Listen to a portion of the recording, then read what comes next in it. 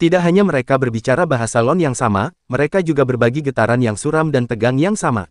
Di mana aku? Apa yang akan kulakukan di sini? Aku ingin tahu juga, menenangkan dirinya, Zhou Mingrui diam-diam mengulangi pertanyaan yang diajukan oleh keduanya.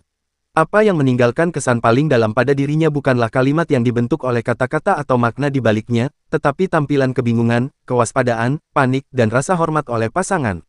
Untuk beberapa alasan yang membingungkan, dua orang secara misterius diseret ke dunia ini dikelilingi oleh kabut abu-abu. Sebagai pelakunya, Zhou Mingrui sudah merasa takjub dan terkejut, apalagi pasangan yang ditarik ke dalam kekacauan ini sepenuhnya pasif. Bagi mereka, peristiwa dan pertemuan seperti itu mungkin sudah di luar imajinasi mereka, bukan? Sejenak, Zhou Mingrui memikirkan dua opsi. Opsi pertama adalah berpura-pura menjadi korban untuk menyembunyikan identitas aslinya, dan pada gilirannya mendapatkan kepercayaan yang cukup besar. Dia kemudian bisa mengambil pendekatan dengan menunggu, melihat dan memanfaatkan keadaannya jika perlu. Pilihan lainnya adalah mempertahankan identitas misteriusnya di mata pasangan itu. Dia kemudian dapat mempengaruhi perkembangan selanjutnya sambil mengumpulkan informasi berharga dari mereka. Tanpa waktu yang berharga untuk merundingkan situasi, ia memahami pikiran yang melintas di benaknya. Dia membuat keputusan segera untuk mencoba ide kedua, memanfaatkan keadaan psikologis orang lain untuk mendapatkan keuntungan terbesar bagi dirinya sendiri. Setelah beberapa detik keheningan dalam kabut, Zhou Mingrui tertawa kecil. Dengan nada rendah tapi tidak berat, dia dengan tenang berbicara seolah-olah dia membalas salam sopan dari para pengunjung, suatu upaya. Upaya. Audrey Hall memandangi pria misterius yang terselubung kabut putih keabu-abuan itu, dan satu-satunya pikiran adalah bahwa apapun yang terjadi itu tidak masuk akal, lucu, mengerikan, dan aneh. Dia berada di meja rias di dalam kamarnya beberapa saat yang lalu. Tapi hanya dengan berbalik, dia telah datang ke tempat ini yang dipenuhi kabut kelabu.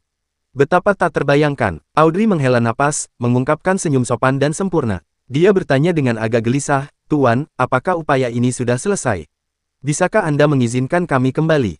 Alger Wilson juga memiliki niat untuk menyelidiki Zhou Mingrui dengan cara yang sama, tetapi pengalamannya yang kaya menjadikannya lebih tinggi. Dia menahan dorongan hatinya dan hanya mengambil peran sebagai penonton yang diam. Zhou Mingrui memandang si penanya. Melihat melalui kabut berkabut, dia bisa secara kasar melihat siluet orang yang dimaksud. Itu adalah gadis jangkung dengan rambut pirang halus, tapi wajahnya yang persis tidak bisa terlihat jelas. Dia tidak buru-buru menjawab pertanyaan gadis itu tetapi berbalik untuk melihat pria itu. Dia memiliki rambut biru tua yang berantakan, serta perawakan sedang yang tidak dianggap gagah.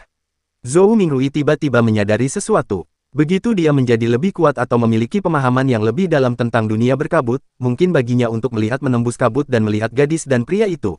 Dalam situasi ini, mereka adalah pengunjung, dan aku adalah tuannya. Setelah mengubah pola pikirnya, Zhou Mingrui langsung memperhatikan detail yang telah dia abaikan sebelumnya.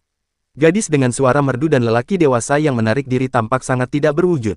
Dicemari oleh merah-merah pekat, mereka menyerupai gambar yang diproyeksikan dari dua bintang merah tua di luar kabut abu-abu. Proyeksi ini didasarkan pada hubungan antara Crimson Red dan dirinya sendiri, koneksi tak berwujud yang hanya bisa dipegangnya sendiri secara realistis. Proyeksi itu akan hilang begitu koneksi terputus, dan pasangan itu kemudian akan kembali. Zhou Mingrui mengangguk dengan ringan dan menatap si pirang, tertawa. Tentu saja, jika kamu membuat sebuah permohonan, kau dapat kembali di momen ini. Ketika dia tidak mengidentifikasi niat buruk dari nada bicaranya, Audrey menghela nafas lega. Dia percaya bahwa karena seorang pria yang mampu melakukan hal-hal ajaib seperti itu telah mengeluarkan kata-katanya, dia pasti akan mematuhinya dengan ketat. Dengan pikirannya yang agak melunak, dia secara mengejutkan tidak terburu-buru untuk memintanya pergi. Dia memutar matanya yang tajam ke kiri dan ke kanan, yang bersinar dengan cahaya yang tidak normal. Dia berkata dengan cemas, antisipatif dan tergoda, "Ini adalah pengalaman yang luar biasa, ya, saya selalu berharap bahwa hal seperti ini akan terjadi. Maksudku, aku suka misteri dan keajaiban supernatural. Tidak, maksud saya adalah, Tuan, apa yang bisa saya lakukan untuk menjadi Beyonder?" Dia menjadi lebih bersemangat saat berbicara, begitu banyak sehingga dia meraba-raba kata-katanya. Mimpi yang tumbuh dalam dirinya akibat dari mendengarkan fantasi yang mendebarkan seperti yang diceritakan oleh para tetua akhirnya memiliki kemungkinan untuk terwujud. Namun, hanya dengan beberapa kata, dia sudah melupakan semua ketakutan dan kengerian sebelumnya. Pertanyaan bagus. Saya juga ingin tahu jawabannya, Zhou Mingrui mengeluh dalam hati. Dia mulai merenungkan jawaban atas pertanyaan untuk mempertahankan citranya yang tak terduga. Pada saat yang sama, ia merasa sangat tidak pantas baginya untuk berbicara sambil berdiri. Tidakkah seharusnya dia berada di istana, duduk di ujung meja panjang, dan di kursi tinggi misterius yang diukir dengan pola kuno, sambil mengamati para pengunjung dengan diam-diam? Begitu pikiran ini muncul, kabut abu-abu mulai bergejolak, memberi kejutan bagi Audrey dan Alger. Dalam sekejap, mereka melihat sejumlah pilar batu menjulang di sekitar mereka. Di atas mereka ada kubah besar yang membungkus mereka. Seluruh bangunan ini tampak megah, dan megah, persis seperti istana legendaris bagi para raksasa. Tepat di bawah kubah tempat kabut abu-abu berkumpul, sebuah meja perunggu panjang muncul dengan 10 kursi berpunggung tinggi di kedua sisinya dalam pengaturan simetris. Bagian belakang setiap kursi berkilau dan bersinar redup dengan warna merah tua, membentuk garis-garis rasi bintang aneh yang berbeda dari kenyataan. Audrey dan Alger duduk berhadap-hadapan, duduk di sebelah kursi kehormatan. Gadis itu memandang ke samping, dan hanya bisa bergumam, betapa menariknya. Ini tentu saja menarik, Zhou Mingrui mengulurkan tangan kanannya dan membelai tepi meja perunggu sedikit sambil mempertahankan ekspresi yang tidak terganggu. Alger memeriksa sekeliling, dan setelah beberapa detik diam, tiba-tiba dia membuka mulut, dan menjawab pertanyaan Audrey menggantikan Zhou Mingrui.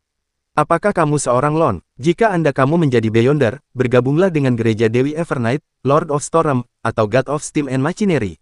Mayoritas dari kita tidak akan bertemu Beyonder seumur hidup kita. Ini telah menyebabkan gereja, dan bahkan beberapa pendeta di beberapa gereja terbesar, untuk mencurigai hal yang sama. Meskipun demikian, saya yakin memberitahu Anda bahwa Beyonders masih ada di pengadilan, dan agen eksekusi. Mereka masih berjuang melawan bahaya yang tumbuh dalam kegelapan, hanya saja jumlahnya jauh lebih sedikit dibandingkan dengan sebelum dan selama masa-masa awal zaman besi. Zhou Mingrui mendengarkan dengan penuh perhatian, tetapi ia mencoba yang terbaik untuk menampilkan dirinya sebagai sedikit memperhatikan kata-kata Alger, seperti bagaimana anak-anak muda mendengarkan cerita.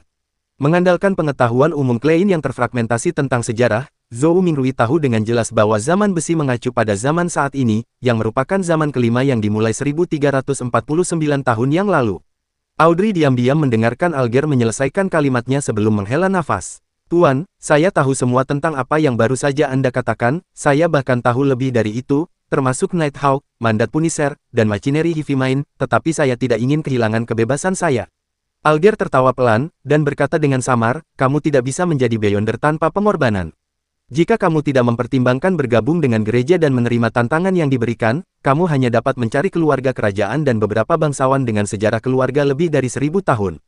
Jika tidak, kamu dapat mengandalkan keberuntunganmu untuk mencari organisasi jahat rahasia. Audrey membusungkan pipinya tanpa sadar dan melihat sekeliling dengan bingung. Setelah memastikan bahwa pria misterius dan Audrey tidak memperhatikan tiknya, dia menekan, apakah tidak ada solusi lain? Alger tenggelam dalam keheningan. Sekitar setengah menit kemudian, dia berbalik untuk melihat pria misterius yang menyaksikan mereka berdua dalam diam. Menyadari bahwa Zhou Mingrui tidak punya rencana untuk berkomentar, dia melihat kembali ke arah Audrey dan berkata dengan penuh pertimbangan, aku punya 2 set formula ramuan sekuens 9. Urutan 9. Zhou Mingrui bergumam pada dirinya sendiri. Benarkah? 2 set yang mana? Audrey jelas tahu apa arti formula ramuan 9 urutan. Alger bersandar sedikit, dan menjawab tanpa tergesa-gesa, seperti yang kamu tahu, manusia hanya bisa bergantung pada ramuan untuk menjadi Beyonders nyata, sedangkan nama ramuan berasal dari Blasphemous Sled. Setelah terjemahan konstan ke dalam Yunus 1, Peri, Hermes kuno dan modern, dan Vesak kuno, mereka telah mengalami perubahan agar sesuai dengan hari dan usia era itu. Esensi tidak ada dalam nama mereka, tetapi apakah mereka menggambarkan karakteristik inti ramuan?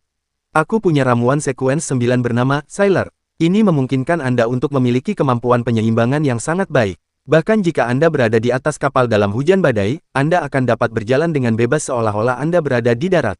Anda juga akan mendapatkan kekuatan luar biasa dan sisik ilusi di bawah kulit Anda. Mereka akan memungkinkan Anda berenang seperti ikan dan sulit ditangkap. Anda akan bergerak dengan lincah di bawah air seperti hewan laut. Bahkan tanpa peralatan apapun, Anda akan dapat dengan mudah merendam di dalam air setidaknya selama 10 menit. Kedengarannya hebat, penjaga laut dari Lord of Storms. Itu disebut dengan nama itu di masa lalu, Alger tidak berhenti dan melanjutkan. Set kedua dari sekuens 9 ramuan disebut Spektator, meskipun aku tidak yakin apakah itu disebut Spektator juga di masa lalu. Set ramuan ini memungkinkanmu untuk memiliki pikiran yang sangat tajam dengan kemampuan pengamatan akut, aku yakin kamu mengerti apa arti Spektator dari menonton opera dan drama. Sama seperti penonton menilai aktor di dunia sekuler, menangkap sekilas pemikiran nyata mereka melalui emosi, perilaku, dan mantra mereka. Pada titik ini, Alger menekankan, kamu harus ingat, terlepas dari apakah kamu berada di perjamuan mewah atau jalan yang ramai, penonton hanya bisa menjadi penonton selamanya. Mata Audrey bersinar ketika dia mendengarkan, dan berbicara setelah beberapa saat, kenapa? Baiklah, ini pertanyaan lanjutan.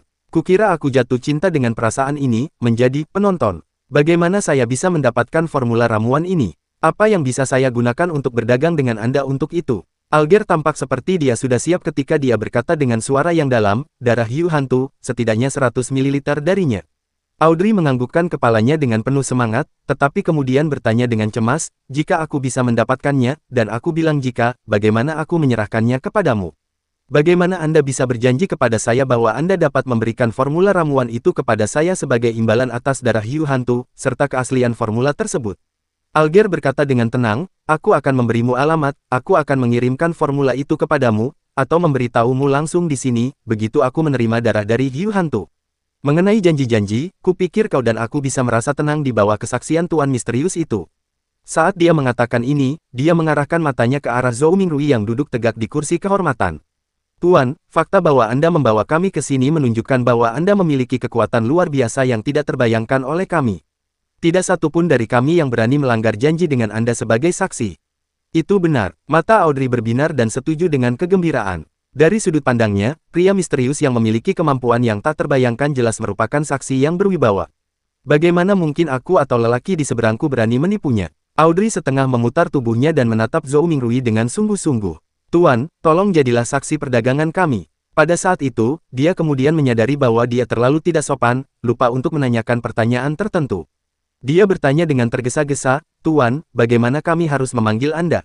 Alger sedikit mengangguk, dan menggema pertanyaan yang sama dengan serius. Tuan, bagaimana kami harus memanggil Anda? Zhou Mingrui terkejut. Dia dengan lembut mengetukkan jari-jarinya di atas meja perunggu. Isi ramalan sebelumnya melintas di benaknya tiba-tiba. Dia bersandar, menarik tangan kanannya, dan menyilangkan 10 jari, menempatkannya di bawah dagunya. Dia tersenyum tipis pada keduanya. Kamu bisa memanggilku sebagai. Setelah mengatakan ini, dia berhenti sejenak. Dia berkata dengan ramah dan tenang, The Fool.